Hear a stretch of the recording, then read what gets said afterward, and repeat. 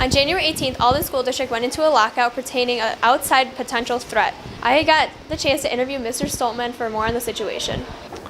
We began our lockout procedure at approximately 1:15. However, we didn't go and release a statement or request to activate our reunification plan until 2 o'clock in the afternoon.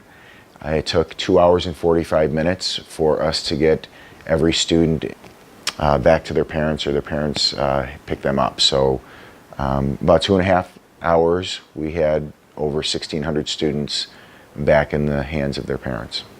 We received a phone call from our school resource officer informing me that there was a potential threat town line in Broadway.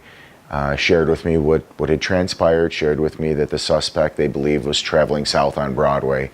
I immediately contacted the primary school principal, Mr. Lyons, and requested that he activate his lockout procedure. After hanging the phone up with him, I called each of our building principals here on the main campus in the village and requested that they do the same. But it was an opportunity for us to put all of our plans and drills and everything into practice. However, it really allowed us to test our protocols and procedures that we've been practicing for so many years. The buildings ensured their safety first and foremost by administering their lockout procedures. And then once we began the reunification plan and started allowing people to enter the buildings, we had our emergency response teams at each one of the buildings at the single entrance.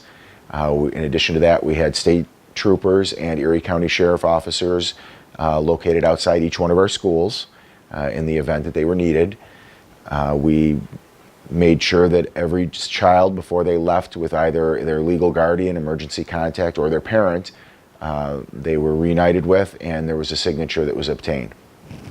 In addition to that, we checked everybody's ID to make sure they were who they said they were, and they had permission to sign students out. Students that weren't on our campuses at the time that we instituted the lockout or reunification were brought back to the high school.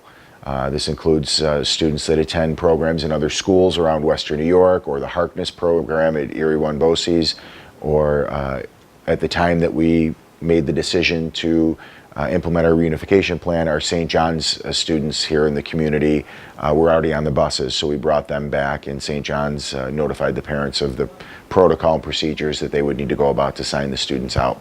From Wax News, I'm Abby Brown.